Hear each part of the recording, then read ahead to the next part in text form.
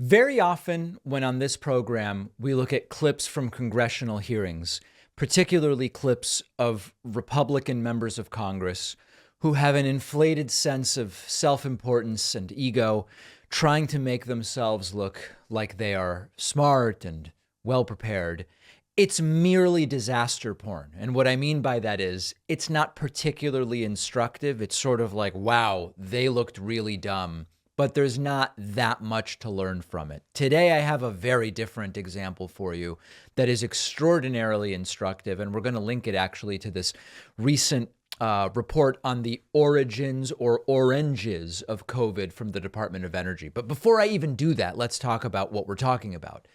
Radical and repugnant Republican Congressman Matt Gaetz was called out yesterday in real time for citing Chinese propaganda.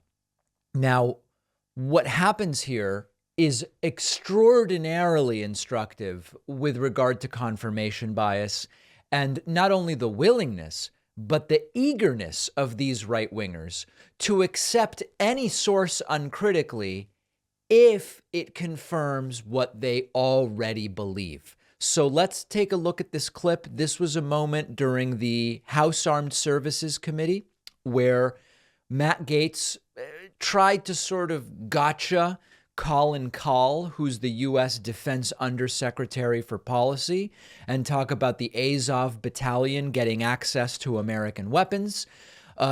Colin Kahl says, I don't have any evidence of that. And Matt Gaetz says, well, what about this?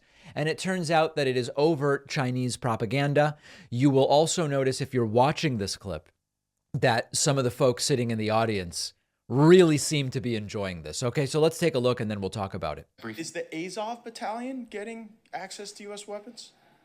Not that I'm aware of, but if you have information, I seek happy to unanimous share it. consent to enter into the record the Global Times investigative report that that talks about training. It's from the Atlantic Council's Digital Forensics Research Lab, citing that the Azov Battalion was even getting stuff as far back as 2018. Without objection, so ordered. Any reason to disagree with that assessment, Dr. Is this the, I'm sorry, is this the Global Times from China?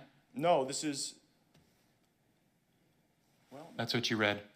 yeah, it might be. Yeah, would that be a reason? As a general matter, I don't take Beijing's propaganda at Yeah, but face just tell me value. if the allegation is true or false. I mean, I don't have any evidence one way or the other. As a general matter, I don't take Beijing's propaganda at face value. fair enough. I would agree with that assessment. April.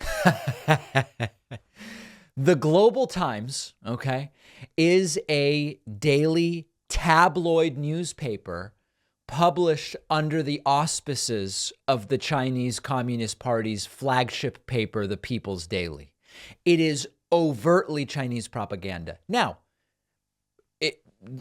a tabloid Chinese propaganda newspaper might occasionally publish things that are true, but understand that Matt Gaetz doesn't actually care about that. Matt Gaetz didn't have any idea that he was repeating overt Chinese propaganda there.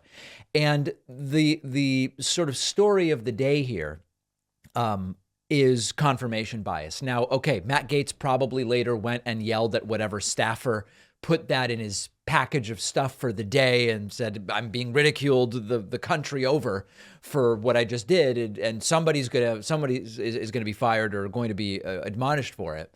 But if you look at the clip, you can tell not only does Matt Gaetz not know anything about the source, he doesn't care about the source. And this is a perfect example of how the modern Republican Party, the MAGA people, etc., they embrace any source that tells them what they want to hear or what they already believe. And they don't care about the validity of the source. The analogy here is the Department of Energy report on COVID origins. We talked about this extensively yesterday on the bonus show. Oh, the bonus show where you want to make money. Yeah. Everybody else that makes money to fund themselves is bad. And we made an incredible amount of money on yesterday's bonus show talking about this. The Department of Energy put out a report about the origins of COVID and says, our assessment is it was an accidental leak from a lab in China. And in the report, the Department of Energy says this is a low confidence assessment and it's based on not super reliable and very limited evidence. And all of a sudden, the same right-wingers who for 3 years have been saying, I don't trust anything the government tells us about the origins of COVID, Now they trust a Department of Energy assessment about the origins of COVID. Why is the Department of Energy even assessing this? Well, that's a fair question, but the real point is they are now uncritically accepting a government report about the origins of COVID after saying for years you couldn't trust government reports about the origins of COVID. Why? Because it happens to be a report, admittedly low confidence, admittedly with sketchy and limited data, that confirms what they already believe. And that's what this is fundamentally all about. This is like a bonus clip from yesterday's hearing. Here is friend of the show, Eric Swalwell, slamming Matt Gaetz for bringing to the hearing someone he met at a gun club who had been charged with killing a family member in April of 2019. This isn't a joke. Okay, this is where we are today. Take a look. One of the very first committee hearing of this Congress, Mr. Gaetz, after we'd all agreed on what the committee's plan was going to be, it was going to be voice voted, everyone agreed, Mr. Gaetz wanted to offer an amendment to say the Pledge of Allegiance. That's great. Every single person on our side supported that. Now, I don't think he really genuinely cares about saying the Pledge of Allegiance. No. But he wanted to do it, again, to own the libs and to see if we would vote against it. We didn't. But who did he bring in here to say the Pledge of Allegiance? Right. Who did he parade in here in a uniform? Somebody that he met at a gun club, he said, locally. Okay. Mr. Cicilline had the crazy idea that maybe we should vet the people who come in here, make sure they're not insurrectionists. Mr. McClintock, I am not kidding you. Mr. McClintock said, well, it's not like we're going to invite somebody who committed murder. No, he literally said that. It's not like we're going to invite somebody who committed murder. Okay, well, who did Mr. Gaetz bring? He brought Corey Beekman. Corey Beekman in 2019 was in a standoff with the Michigan police after he was arrested and charged with murder, assault with intent to commit murder, and 2 counts of felony firearm possession. The family of the victims said Mr. Gaetz doing that, it was like getting a dagger stuck in our heart again. We were infuriated when we first saw it. I was disgusted with the whole thing. That's why there's a trust deficit here. You pull off a public stunt to try and own the libs, and what you did was you brought in a guy who allegedly shot 2 people and killed one of them. Yep. So a very, very bad day yesterday for Matt Gaetz, and this is exactly what we expected with Republicans controlling the House of Representatives. Humiliation after embarrassment after humiliation after embarrassment, and they are certainly not disappointing. Michael Knowles, on whose program I have appeared, now wants to ban transgenderism.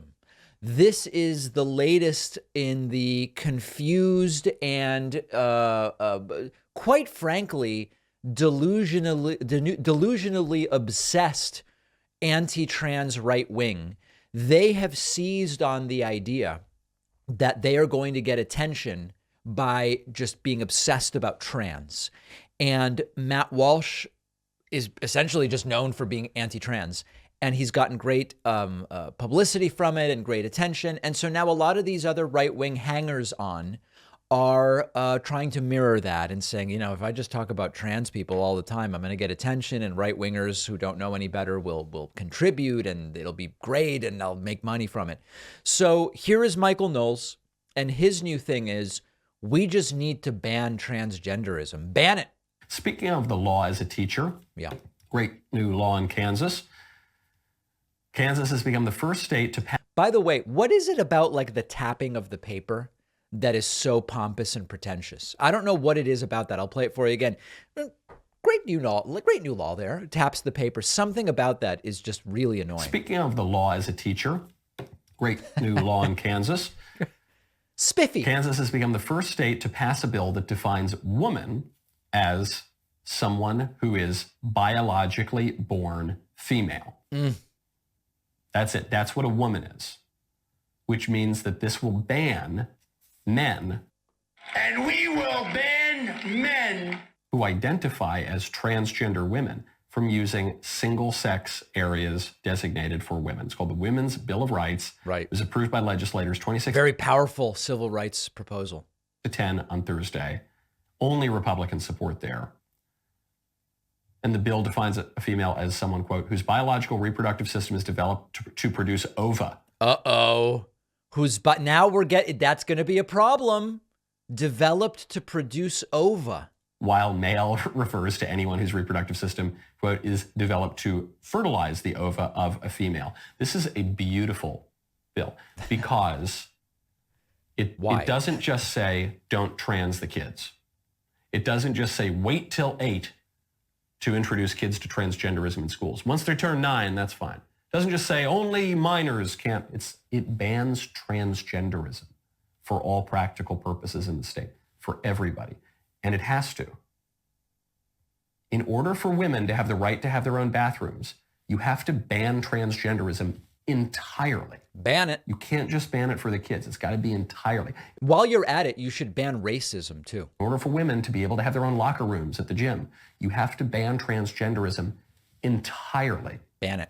In order to protect businesses from having to participate in weird... Businesses must be protected from trans people. Occult sexual rituals like the transgender transition. You have to ban transgenderism entirely. Ban it. Okay, as you can see, conservative, it's not even, I reflexively use the term conservative, but it's really extremist radical rhetoric. Extremist radical right-wing rhetoric against trans people is at bloodthirsty levels. How boring is it to just be a gay man anymore? And what I mean by that, tongue-in-cheek, of course, is they have moved on completely. They rarely cared about lesbians. It used to be all about about gay men. Now it is all piled on to being, in a bloodthirsty way, anti-trans. Now, of course, reasonable people would say, how do you ban transgenderism? You can't ban transgenderism any more than you can ban homosexuality. That being said, what they're talking about is criminalizing specific acts or behaviors or norms, I guess you would say. And we know about the horrifying history of that if we look at that in history beyond just sexual orientation and gender identity. Now, of course, there's this whole related thing when you talk about how you live versus what you feel and acts versus all this stuff. There's this idea of one of the dangers of transgenderism is people might fake being trans, either so they can get into the women's bathroom and then photograph or whatever, things that are already against the law.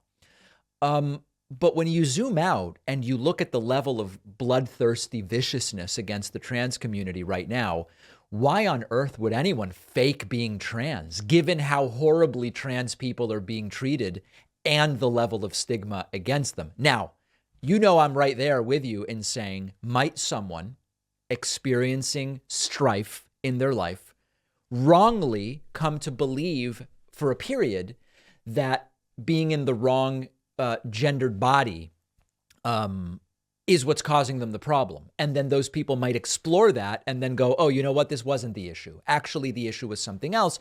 And they move beyond it. Sure. Right-wingers love to talk about it and say, there's all these people who they come out as trans, but then they go back to living as the same gender that they were, that matches their genitalia, I think is the way they like to say it. Okay, fine, right? I mean, so somebody might wrongly, for whatever reason, think maybe this is the issue and then it's not. But the idea of the people faking being trans in order to do all of these devious things like get into bathrooms. Everybody wants to get into bathrooms and locker rooms. It's absurd. Now, of course, with the whole banning thing, the way this is defined, what happens if a woman's reproductive organs were not properly developed? By this definition, it sounds like that she's not a woman. Oh, well, that's an exception. What if you're born intersex? Oh, well, that's also an exception. Oh, so we have exceptions. What makes those exceptions any more legitimate than those who have been diagnosed with gender dysphoria? It's just, at that point, it's just arbitrary. And we saw a similar thing when the gun control debate was about, well, you should just be able to have all arms. Oh, well, like what about a shoulder-mounted RPG? Or, well, no, not that. Oh, so you are okay drawing the line and making exceptions. So now it's just a question of which exceptions do you consider valid versus which ones do I consider valid? And many of these right-wing arguments go down that path. So disgusting stuff from Michael Knowles, not surprising. We'll have all of these clips on our YouTube channel at youtube.com/The David Pakman Show. Make sure you are subscribed to the channel. Folks, please, we just closed out February, I don't care, okay? However you want to say it. More than 3 million people who are not subscribed to the YouTube channel watched our videos. To you folks, hit the subscribe button. It won't hurt you in any way. It won't bite you. It won't do anything to you other than affirm to YouTube that you like what we're doing, and then they'll recommend our content to more people. That's youtube.com/The David Pakman Show. Don't forget that the best way to support The David Pakman Show is by becoming a member, which gives you access to the daily bonus show, the regular show with no commercials. You also get access to our entire archive of every episode dating back a really long time and plenty of other awesome membership perks. Go to joinpakman.com and use the coupon code BETTER21 for a huge discount. Joinpakman.com. I'm genuinely glad to see that more people are sounding the alarm about the danger that Ron DeSantis, or as some know him, Wrong DeSantis, poses to American democracy. You know, I've been talking about this for a long time, and former guest on this program, expert on fascism, Ruth Ben-Ghiat, in response to Jeb Bush endorsing Ron DeSantis, despite DeSantis not even being a candidate at the time, Ruth Ben-Ghiat tweeted, quote, "Ron DeSantis will destroy our democracy with deadly precision. I cannot emphasize enough how dangerous he is." So Ruth clearly comes down on the side of what I've been saying for a year now. DeSantis is bad, but the real danger is that he's less incompetent than Trump, and thus is far more likely, if he becomes president, to successfully implement a lot of these horrible and disastrous ideas. And increasingly, the proof is in looking at what he has done in Florida for the last couple of years. Now, in a later segment, we're going to deal with this in a sort of different way, but sort of like as a reminder, what exactly is it that DeSantis has, quote, succeeded at doing in Florida? The Don't Say Gay bill, the entire anti-woke feud with Disney, disturbingly authoritarian, business freedom, except when we don't like what the business is doing, when we don't like the opinion of your business, the plan to overhaul the Board of Trustees at the historically liberal New College of Florida with 6 new hand-picked conservative members, chilling when it comes to what supposed small government conservatives want to do in putting their hands right into the specifics of what higher learning institutions, higher education institutions are doing, trying to manipulate and control what is in that advanced placement Black history course that became the subject of much controversy a few weeks ago. But the core of all of this is that Trump and DeSantis are both sort of wannabe authoritarians. Trump gets easily distracted and is very incompetent. So through a sort of like adult ADHD, where he ends up just watching the TV in the back of the room, and his incompetence, he doesn't end up getting that much done. And so many of Donald Trump's failings, in a sense, were from just kind of not paying attention. Ron DeSantis, on the other hand, is far less likely to be ineffective for those reasons. The January 6th insurrection, had it been run by DeSantis, would have had a greater chance of succeeding. Not a guarantee it would have succeeded, probably still would not have, but it certainly would have had more of a shot. Trump also does a lot of things because he wants his base to like him.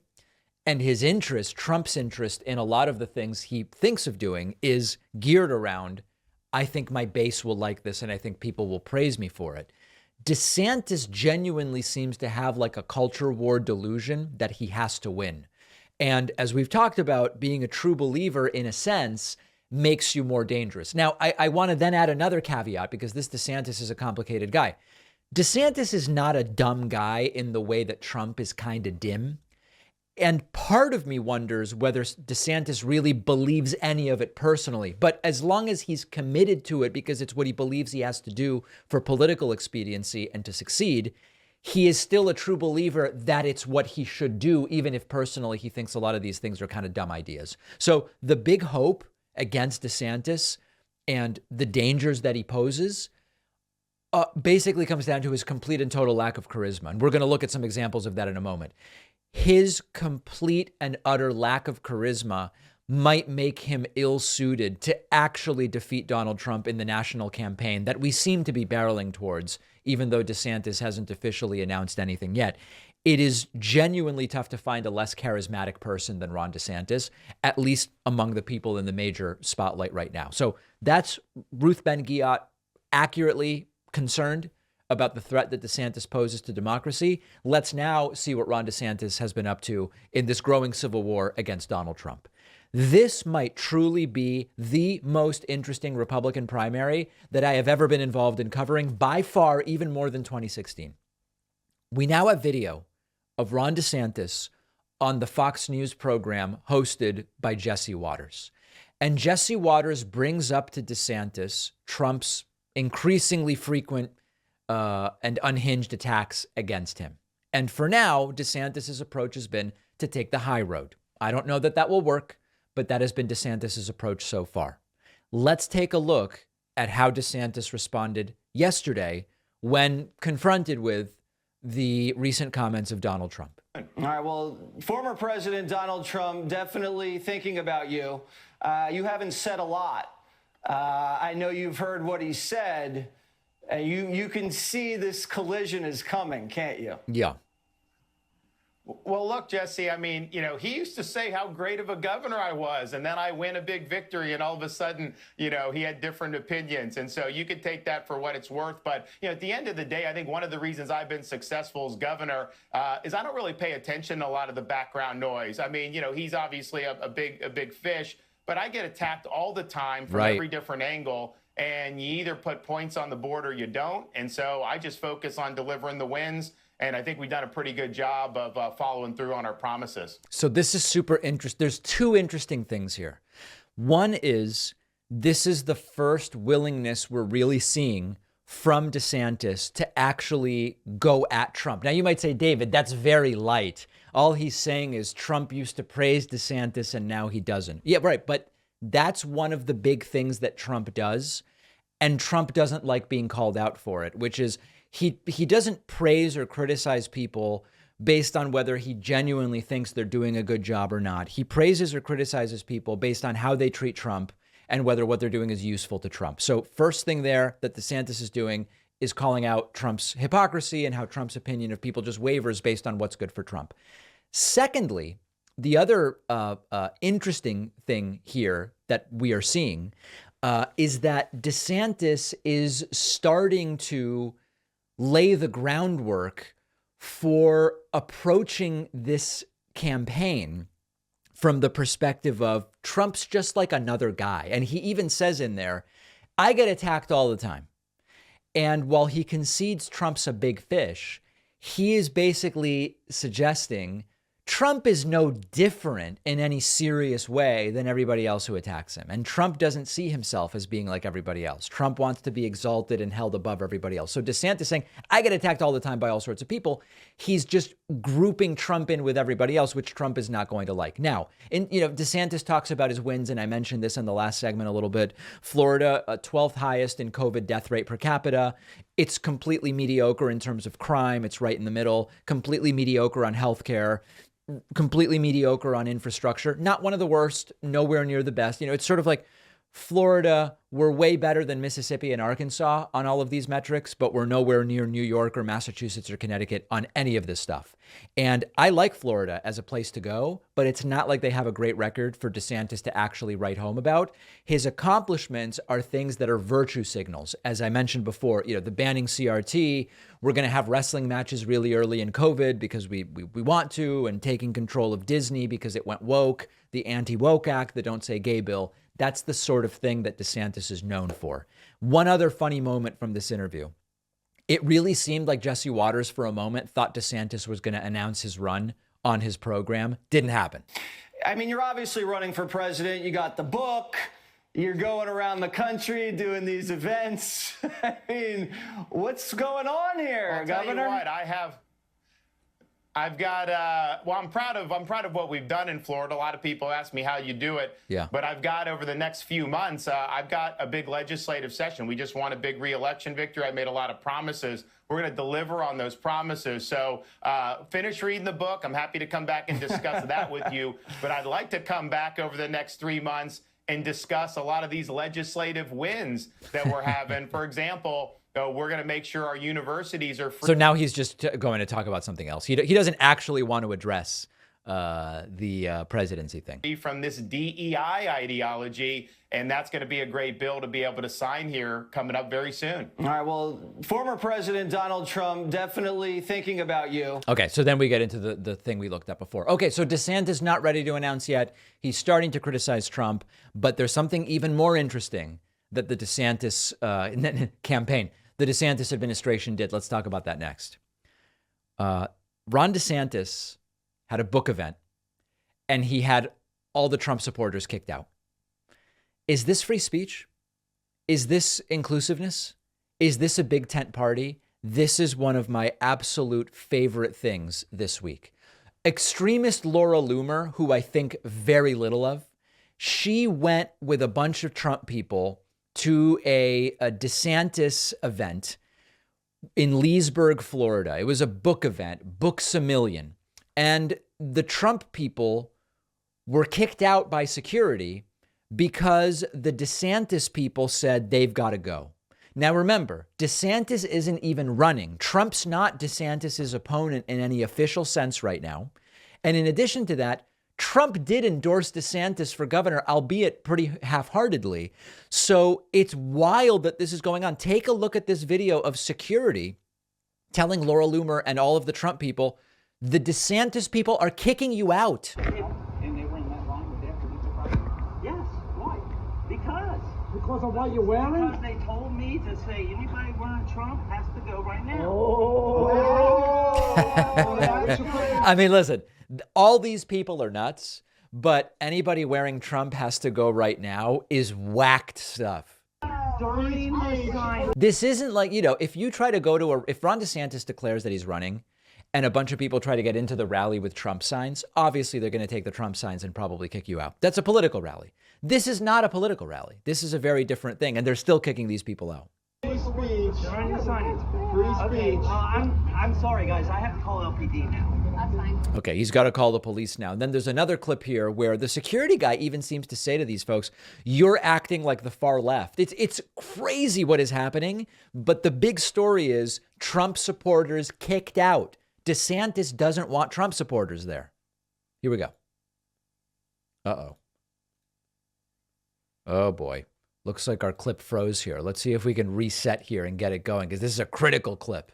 Are you acting like the far left? We're acting like the far left trying to get Trump elected?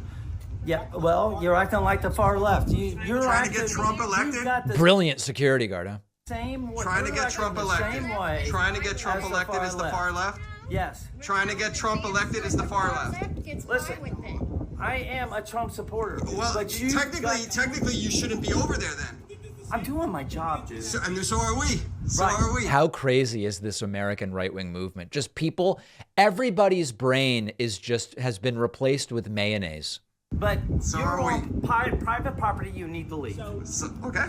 Sir, can I ask you a question? You heard what he said. He said that DeSantis' people told them that anybody who's wearing a Trump hat, shirt, anything Trump, they have to leave. So Governor DeSantis likes to pretend like he's a governor in favor of free speech, right? Yeah. He talks a big talk, but really he allows for elections to be stolen by big tech, and now. All right. Anyway, so they're going into those criticisms, and then here's one more clip of the same. Listen, guy. The security guard supports Trump, but he's just doing his job. DeSantis people are in there saying, had me come out to tell you guys not to be here, why he's here. signing I the thought book. that Governor DeSantis was, like, he always talks about how he's in favor of free speech. Like, we have a First Amendment right to be here to rally in support of President Trump. Right, you do. Right, so But not now. So DeSantis, That's so great. You do have that right, but I'm suspending that right as regards to this parking lot while Ron DeSantis is in there signing books. Oh my God, this is going to be an insane primary. So not exactly for, I guess, the speech of these people out in a parking lot even, not even inside the event. DeSantis just doesn't want to see them. And this is... I get it. DeSantis wants the book signing to be about him rather than about Trump. But when Trump is supposedly a political ally who endorsed you and whose support you welcomed and all of this stuff, kicking all of these people out is pretty wild. So we'll have all of these clips on our Instagram. You can search Instagram for David Pakman Show. And if you're interested in getting these clips in Spanish for your Spanish-speaking friends and relatives, go to davidpakman.com/Spanish. Make sure you're subscribed to the Spanish channel. If you value what we do at the David Pakman Show, remember to support us on Patreon. Go to patreon.com/David Pakman Show, where you can get access to behind-the-scenes videos, the Daily Bonus Show, the commercial-free Daily Show, as well as special discounts on merch, including hats, hoodies, mugs, and t-shirts. You can support the show for as little as $2 a month. Check it out at patreon.com/David Pakman Show. So I know that Donald Trump is pretending like Ron DeSantis has no chance to beat him in a primary. And I think it's quite possible that Ron DeSantis can't beat Trump in a primary. But I don't believe for a second that Trump's not worried. Trump is posting almost daily about Ron DeSantis on Truth Social, which we will get to a little bit later.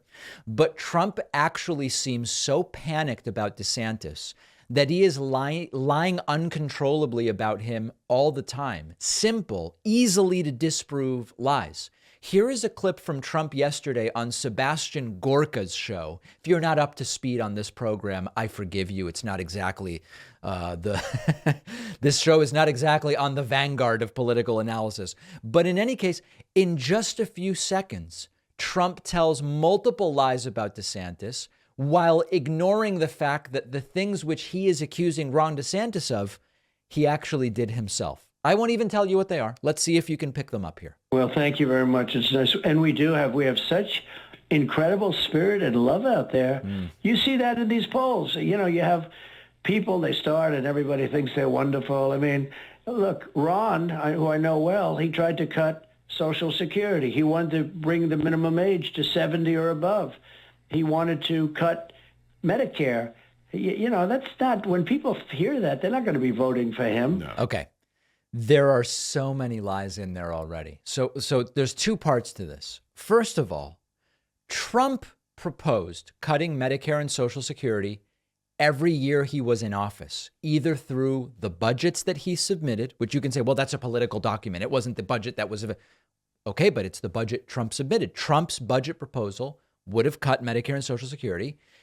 And Trump also said, if we win, the payroll tax will be rescinded. That's how you fund Social Security and Medicare. There is no way to get rid of the funding source for all of Social Security and Medicare and not to cut Social Security and Medicare. Can't do it. It's impossible. So Trump proposed multiple different ways that would lead to cuts to Social Security and Medicare. But Trump says, well, DeSantis proposed cutting it. I'm not a defender of Ron DeSantis, but it's not really true that Ron DeSantis did that. What DeSantis did do 3 times, okay, 2013, 2014, and 2015, DeSantis voted in favor of Republican study committee budget resolutions, which, if they passed, were non-binding and wouldn't actually have been cuts to Social Security and Medicare. Now, you can say, well, his intention was to... Fine. It's an exaggeration given Trump's background with cutting Social Security and Medicare. Let's watch a little more of this delusional clip. And he's certainly not going to win in a general election, but you're not going to win the Republican primary, in my opinion, either. He wants to cut Social Security. That's not That's not good. And numerous times. He's a disciple of Paul Ryan. And Paul Ryan is the worst. He's the worst. He destroyed Romney. Mitt Romney could have won that race, but Paul Ryan was a disaster as a pick. That was the wheelchair over the cliff, if you remember, the famous wheelchair over the cliff, which is what they stung him with. And it was very hard for them to get away from it. They didn't get away from it. Right. So, there's a tremendous amount of love out there. It's pretty incredible. It's all love, as you can imagine. One more clip from this interview.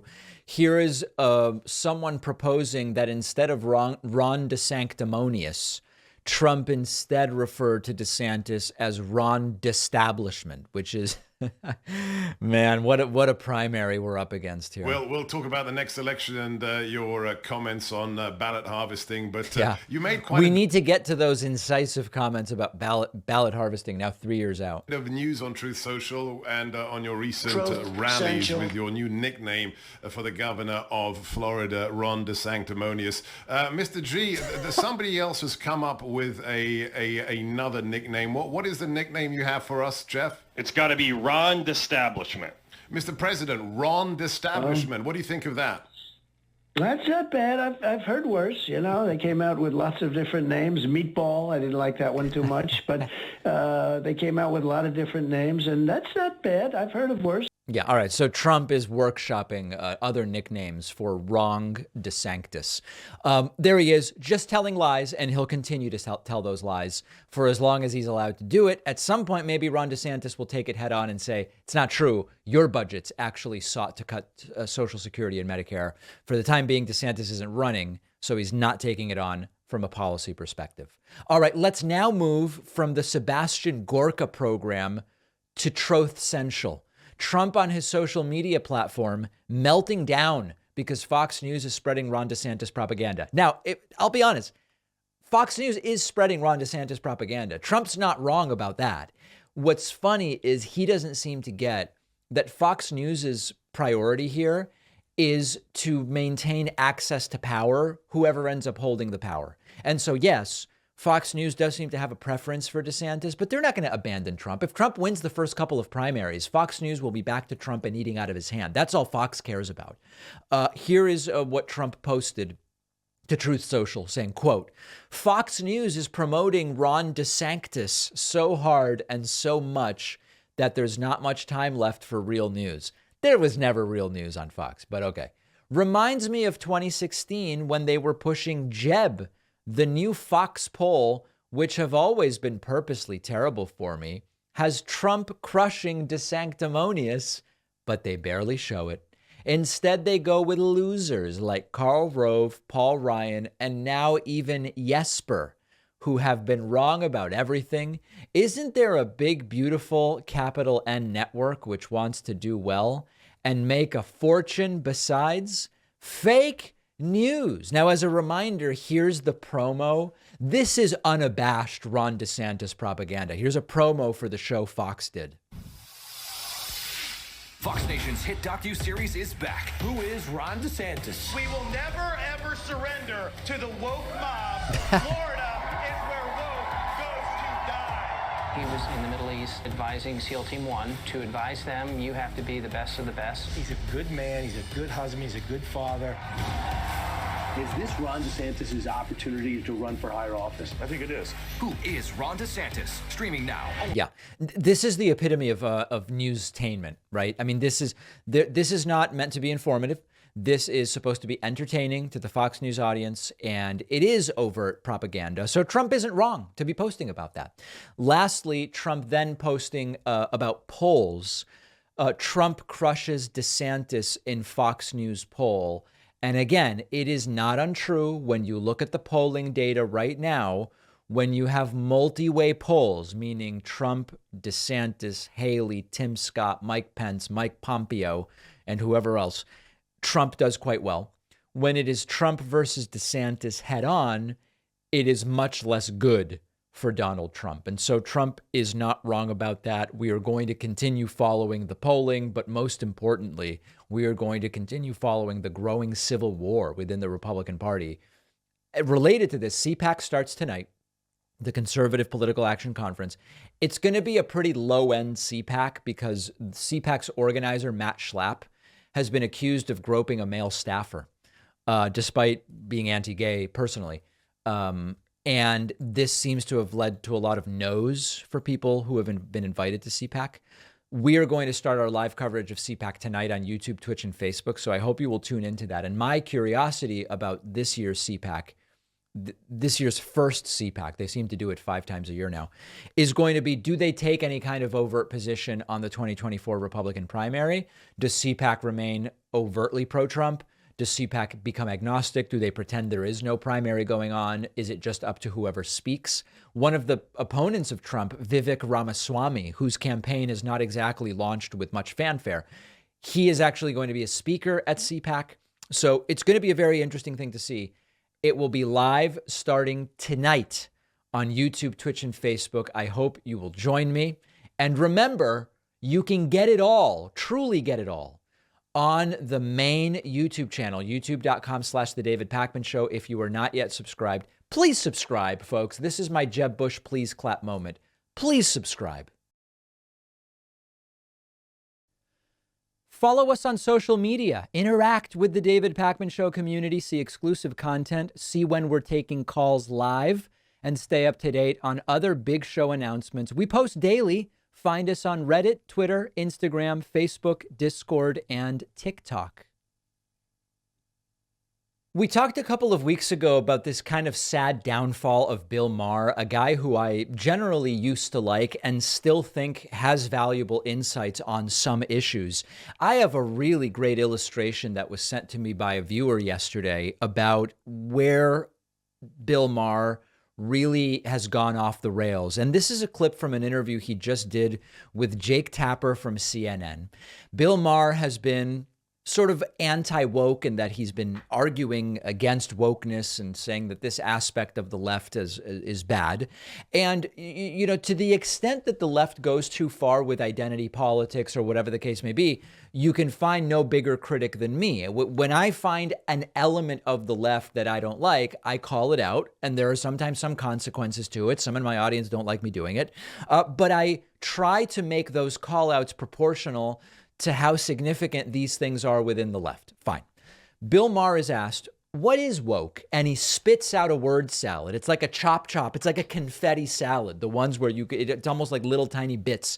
It makes no sense. He says things that aren't true. And this clip is really a microcosm of everything that has gone wrong with Bill Maher. Take a look at this. And wokeness. Like, how do you define wokeness? Because I hear people use the term all the time, and it means something different to everybody. Well, again, I think it's this collection of ideas that are not building on liberalism, but very often undoing it. I mean, 5 years ago, Abraham Lincoln was not a controversial figure among liberals. We liked him. Now they take his name off schools and tear down his statues. Really? Okay, neither of those things are happening. So Bill Maher is asked to define woke, and he says it's anti-liberal stuff like the left taking down statues of Abe Lincoln and renaming schools named after Abe Lincoln. I spent a while researching whether those things were happening. There is one example of an Abe Lincoln statue that was taken down, and it was a really weird statue in Boston where there was like a black man weeping at the feet of Abraham Lincoln. And it's a really weird vibe, okay? It's been a controversial statue for a while. It doesn't actually have anything to do with the recent statue debate. And it was removed, and it was a really weird statue. But statues of Abe Lincoln are not being removed. There is no effort to remove Abe Lincoln statues. You might be able to find one person who went to some town hall meeting and said, we should get rid of an Abe Lincoln statue, but there's no actual effort going on to remove them. They're not being removed. There's this one weird one with a black man weeping at the feet of Abe Lincoln. It just doesn't really make sense in 2023. So that's very deceptive. And then number two, Abe Lincoln's name is being removed from schools. I have not found a single example of Abe Lincoln's name being removed from schools. What I found was a story from January of 2021 where San Francisco said we might rename like all the schools from the era during which there was slavery, and that included one named after Lincoln. It didn't happen. Okay, they kept the name. So one school might have been renamed and it wasn't. So far, his two examples of what wokeness is are things that are not happening. Lincoln isn't good enough for you? 5-10 years ago, bedrock liberalism was we are striving to be a colorblind society where we don't see race. Of course, we see it, but it doesn't matter. That's not what woke is. Woke is something very different. It's identity. We see it all the time. It's always the most important thing. Okay, so listen, as far as identity politics goes, I'm critical of identity politics on the left, but the identity politics is overwhelmingly on the right. Does it exist on the left? Sure. I've called it out. For example, when the Women's March said that Jewish women are not intersectional enough to be on the leadership because they're really just privileged white women, I thought that that was the left doing identity politics in a way that is disgusting and destructive. And I called it out. When these things happen, I call them out. But look at the identity politics happening on the left. Christians are oppressed. White people are oppressed. Nikki Haley, why are you running? Well, I'm not going to tell you anything I disagree with Trump on, but I'm younger, I'm a woman, and I'm Indian. That's identity politics. And I don't hear any of these anti-woke leftists calling it out. I would respect Bill Maher way more if he said, I'm against identity politics anywhere I see it. And here's a couple of examples of it on the left. It's always vaguely said, the woke identity politics. Give us specific examples, and I will be right there with you in criticizing them. But you've got to point out that the identity politics cudgel is being used by the right when the identity politics is overwhelmingly coming from them. I would like to see Bill Maher take that approach as opposed to this word salad definition of woke. I don't think that's liberalism. I mean, I could mention so many issues like that. I remember doing that show on HBO, Comic Relief for the Homeless. And the idea then, again, among liberals, I thought was, for the sake of compassion, can we get these people off the street so they Remember, the question was, what is woke? A roof over their heads? And now it's like, how dare you try to move the homeless? This is where they live. It's like, again, you change the definitions and then you say, I'm more conservative. I believe what I've always believed. Now, that's true. Okay, so as I pointed out a couple weeks ago, a lot of the Bill Maher stuff, like the kind of anti-vax and things like this, it's not actually new. The difference is that the environment has become a more welcoming one for these ideas of Bill Maher's, and so they're getting more attention. But Bill Maher's been doing a lot of this routine for a very long time. So check out my video on YouTube called They Don't Even Know What Woke Means. I explain more about this inability to define woke. But now Bill Maher asks for a definition, mentions two things about Abe Lincoln that aren't true, and then vaguely mentions identity politics and a comedy special that he once did. Not hugely compelling stuff. Candace Owens wants to bring back a form of eugenics where you breed children to be better at math the way you might breed a dog to be more or less aggressive or have different coloring on its fur. This is absolutely and utterly insane stuff. Is it Nazi stuff? Is it not? I mean, you tell me. Here is Candace Owens explaining the South Koreans are breeding for math skills. We should have a breeding program. So yes, it is correct to say that these dogs were bred to fight. They were bred to attack and they were bred to kill over many, many years. And the question of whether or not breeding works, of course it does. The question of whether or not Darwinism is real, of course it is. You can breed for height. You can breed for intelligence. You can breed for stupid. There's something about the use of the word breeding that is like extremely icky. Really want to, right? Obviously, This can take place. You can breed for athleticism. We see examples of this all the time, but it's important to note that just because you are bred in one way or the other does not mean that you are locked into that permanent state, right? So right now, the most mathematically capable people in the world are Koreans. It doesn't mean that Koreans are forever going to be the most mathematically capable people in the world. We could start breeding Americans to be better at math. We could start doing what they do over in Korea, or we could not. You mean having education that works? And we can remain probably the dumbest mathematical country in the world. Okay. So the I don't know that the funny is the right word, but the ironic thing here is Candace has almost got it. She's almost got it. You don't have to breed children for math. Just educate them. Educate the people that we have now. Why wait to have a multi-generational breeding program for math? Educate people now. We could better fund education, which she's against. Many of her cohort want to eliminate the Department of Energy. Many of her cohort want to teach creationism in science class along the theory of evolution. They are doing the dumbing down. They want to get rid of a whole bunch of books. They want to require things be in the curriculum that aren't going to make anybody better at math. She's against all of that stuff. We should be better at math. We also shouldn't be teaching creationism in science class. And, she goes to the South Koreans are bred to be good at math. It is widely studied that there are a number of Asian cultures that focus on and emphasize scholastic excellence among their young.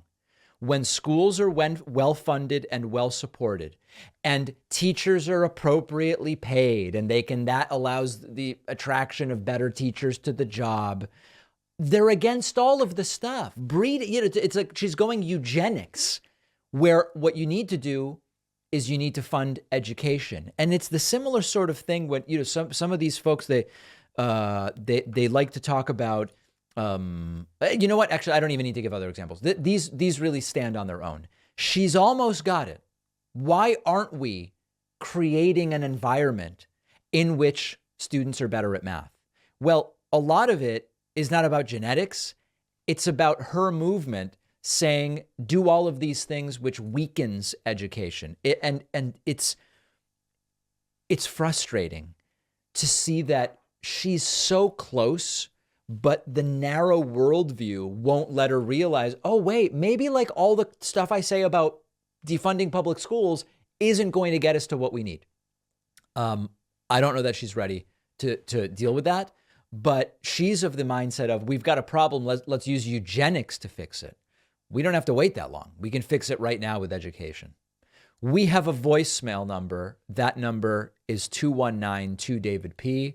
Here is yet another caller thinking it's time for me to get corrected about the vaccine. Listen to this.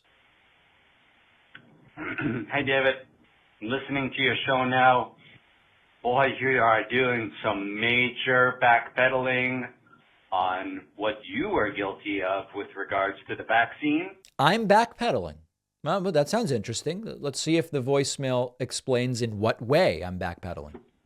And how intolerant you were the entire time of any real debate, any open dialogue, any scientific inquiry for anything other than this vaccine. Even now, you're just telling, oh, vitamin D is good for everything, guys. Like, that's bullshit, David. Go back in your own tapes. I've been saying all along the same thing about vitamin D. And you can hear you say, anybody who says you need vitamin D is an anti-vaxxer. Literally never said it. Should be shut down, should be canceled. That was you. My suggestion to you, Well, my suggestion to you is to criticize me for things I've actually said, sir. Kind of repair your credibility. Yeah. Is play us some clips of some stuff that you played in 2020, 2021. You know, let's hear it. Let's hear you get on and say, see what I said here? I'm being a reasonable... So listen, there has been no backpedaling. Let's take these things one at a time. Let's first talk about the vaccine. The first vaccine, tailored to the original COVID variant, very effective at preventing infection and transmission. It was a really good vaccine, not only at keeping you out of the hospital and alive if you got COVID, but it was a good vaccine at preventing you from getting COVID at all. As the virus changed and the vaccine started to be modified to keep up with it, the vaccines became less and less and less effective at preventing infection. I at no point said anything other than that, to the point where now the vaccine really is about keeping you alive and keeping you out of the hospital. It is not a vaccine that is preventing infection at this point in time. I hope we can get to one that does. At no point have I backpedaled, and at no point have I made a claim about that didn't match what was actually happening in the real world. As far as vitamin D, zinc, vitamin C, ivermectin, hydroxychloroquine, we looked at all of these things. And my approach early was, we don't have evidence right now that these things prevent COVID or are treatments for COVID. As we gained evidence, we learned, okay, ivermectin doesn't work. We have a good test. We have a good trial and it doesn't work. Hydroxychloroquine doesn't work. Vitamin C and zinc don't seem to do anything to shorten the duration. Vitamin D does seem like it is generally good for fighting off infections. All along from the very beginning, I said to everybody in my audience, I supplement my vitamin D in the winter months. Even if it doesn't do anything to prevent or help you get over COVID specifically, it is a good thing to maintain an adequate level of vitamin D. And that continues to be what I say. There has been no backpedaling whatsoever. So please criticize me for things I've said. Sometimes people criticize me for things other hosts have said, and they're like, oh, I actually heard that on a different show, but I guess it was David. I don't know. If it's an honest mistake, apology accepted. I know you're not going to apologize, sir, but there has been no backpedaling. Thank you very much. We're going to talk on the bonus show today about the latest on student loan debt relief. We are going to talk about Iowa legislators proposing a ban on same-sex marriage. I know it's 2023. This is not a show from 2013. It's 2023. That's what they're proposing. Let's ban same-sex marriage. And we will talk about the post office buying almost 10,000 electric vehicles and 14,000 charging stations. Very interesting stuff. All of it on today's bonus show. Sign up at joinpacman.com and get instant access.